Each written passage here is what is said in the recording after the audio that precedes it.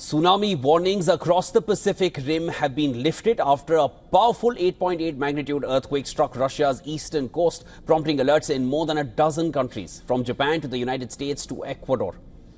While initial forecasts warned of storm surges reaching up to 4 meters, Japan, Hawaii and Russia have now downgraded most of the tsunami warnings. But authorities in French Polynesia have warned residents of several of the Marquesas Islands to move to higher ground and expect waves as high as 2.5 meters. The Peruvian port of Callao and its marina have also been evacuated due to tsunami warnings. And then in Japan, the largest recorded wave came to 1.3 meters. Almost 2 million people had been ordered to higher ground before the warnings were downgraded. The only reported fatality there was a woman killed while driving her car off a cliff as she tried to escape.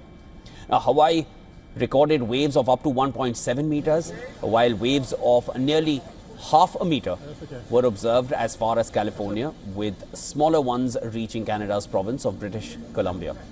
A tsunami advisory was cancelled for coastal British Columbia as well as coastal areas of Alaska.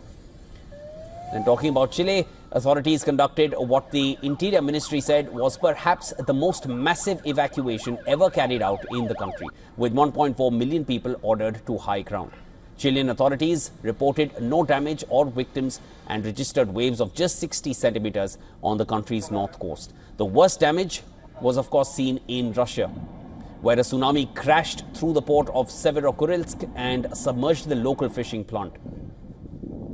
Russian state television footage showed buildings and debris swept into the sea. Kamchatka and Russia's far east sit on the Pacific Ring of Fire, which is a geologically active region that is prone to earthquakes and volcanic eruptions.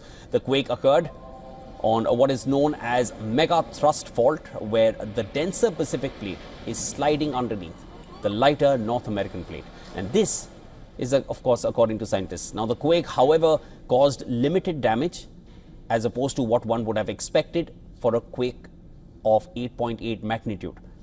Despite being the strongest since 2011, when 15,000 people were killed in Japan, Russian scientists reported that the Klyushevskoye volcano erupted shortly after the earthquake.